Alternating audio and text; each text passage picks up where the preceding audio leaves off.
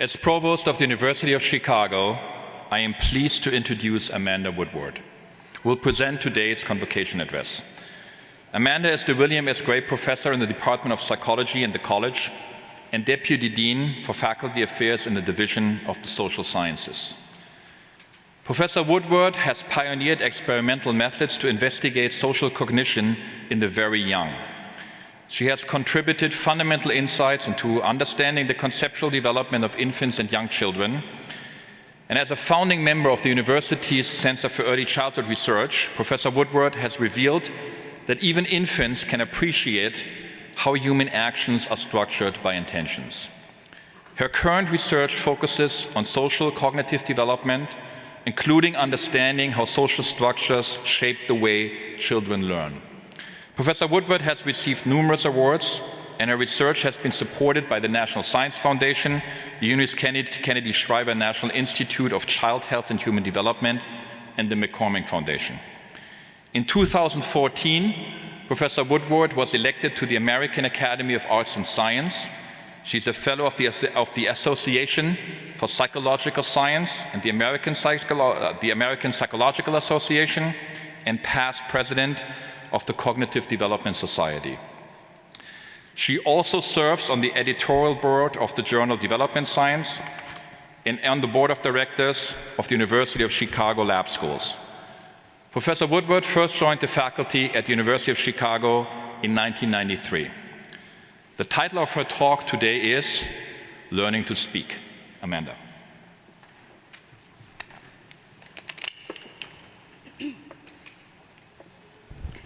Well, congratulations, graduates.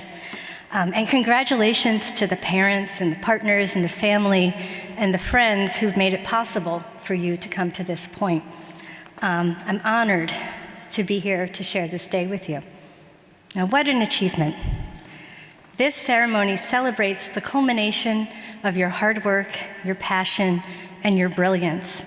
You're poised at a point of transition, anticipating what comes next and thinking back to your first days at the University of Chicago.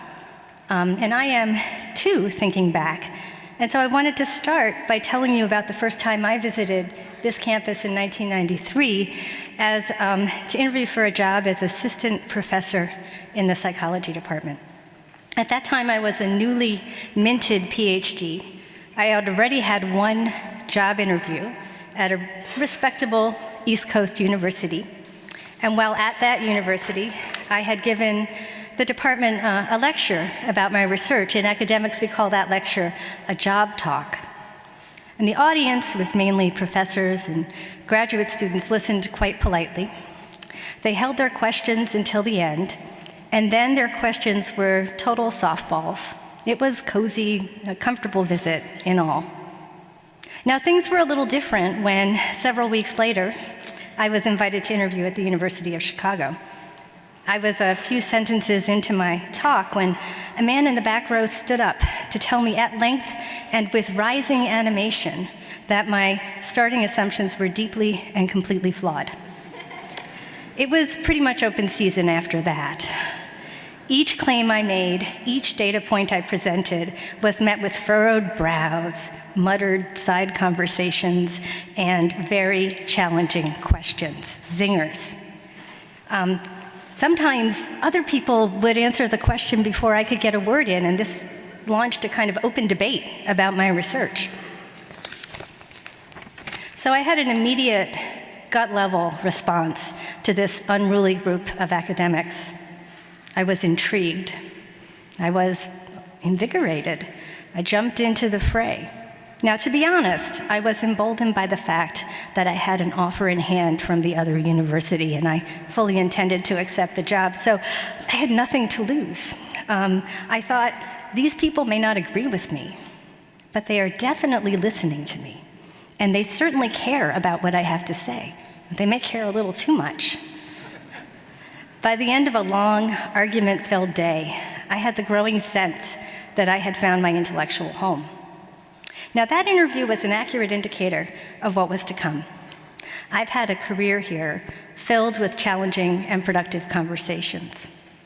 I've acquired a deep appreciation of a culture in which people say what they think and listen hard to what others say.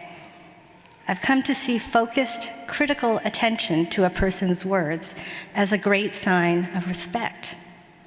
And I have realized again and again how essential argument is for refining one's ideas.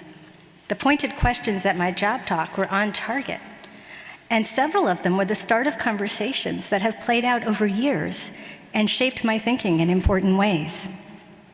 I've also come to understand that disagreements don't always get resolved.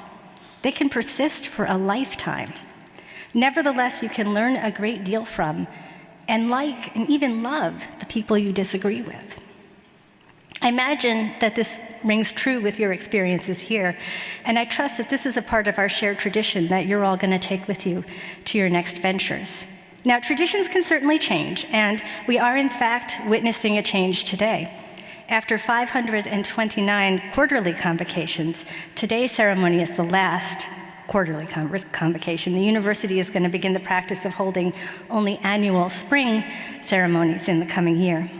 Now, change is inevitable. It's often poignant, and it's sometimes for the better. In fact, in my time here, there have been many changes for the better. Pedestrian zones and landscaping cover what were once city streets. Insomnia cookies have come to campus. And so have food trucks with quirky names like the Tamale Spaceship, Bruges Brothers, and my personal favorite, the Pierogi Wagon. And the college has grown and become remarkably more diverse at the same time that it's risen dramatically in national rankings. The Chicago Ivory Tower has made considerable peace with engaging real-world problems, from problems in education to energy policy to the multidimensional problems that confront cities. But at the same time, we have brand new high-rise dormitories that happen to look a lot like ivory towers. Now, what has not changed is the centrality of open and vigorous discourse in our academic culture. Now, the right to speak freely is, of course, at the heart of our national identity. In academic life, freedom of expression is critical to the honest and full testing of ideas and to the transmission of knowledge.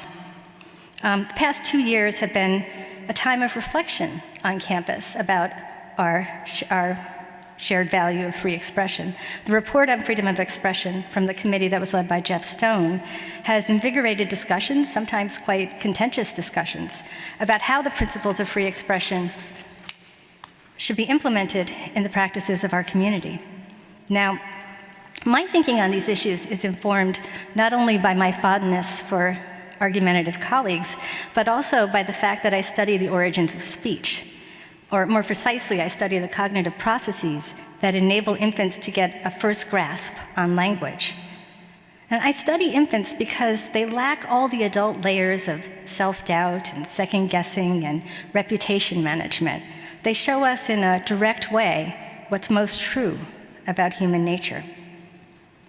When I was a graduate student, I gave language lessons to 1-year-olds. They were very simple lessons. I'd hold up an unfamiliar object.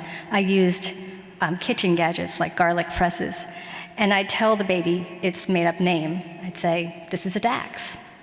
I did this with hundreds of infants, maybe 1,000 infants, one baby at a time. And the babies would listen, wide-eyed, cute, very baby-like, and the remarkable thing was that they would remember what the dachs was, even after hearing the word just a few times, and even after a long delay. The human mind is hungry for language. Now, when I started those studies, I thought about word learning purely as a logical problem, a matter of connecting a symbol to its meaning. I had lost track of something important. I had lost track of the fact that language is, at its core, a medium for social expression. That was my colleague Rick Schwader's point when he stood up at my job talk and told me my starting assumptions were all wrong. He was right, and eventually I saw that. My language lessons worked not just because they provided babies with words and meanings, but also because they did so in the context of a communicative exchange. Language learning happens in conversations, and it's driven by the goal of sharing ideas. In the many years since my job talk, I've spent most of my time investigating the rich social knowledge that babies bring to bear in the enterprise of language learning. turns out that from the beginning, babies respond to speech by looking for cues to what the speaker, to the ideas that the speaker intends to convey. They understand that words have a special status as shared forums for communicating, and when they themselves contribute to the conversation, they're eager for signs that their meaning has been recognized. From the start, speech emerges in conversation, and it is for conversation. And I think this has implications for how we should understand the value of free expression. Many of the salient controversies over free expression focuses on instances in which the speech is viewed as something like a missile launched into the void, a tweet, a slur, writing on a wall, a real wall or a Facebook wall, a provocative lecture. But this way of thinking misses a central function of speech. It is the medium of conversation, the back and forth presenting of and responding to ideas. Even the missile cases can become parts of conversations at longer timescales and across broader groups of interlocutors. A critical function of speaking freely is the improved understanding that might, if we are lucky, result from the discussion. Insight does not come from a single proclamation, but instead from the conversation that follows. Now, speech also connects people to one another in ways that go beyond individual conversations. Shared ways of communicating bind members of an entire community together. And at the same time, diversity in these practices can separate communities from one another. Indeed, patterns of speech, the language that is spoken, the accent with which one speaks, even the particular terms one favors, are potent signals of the social group to which a person belongs. And this kind of diversity can impede conversations that cross social divides, not only because of a lack of shared vocabulary, but because people have a strong tendency to resist the messages of outsiders. Now, babies reveal this tendency in obvious, concrete ways.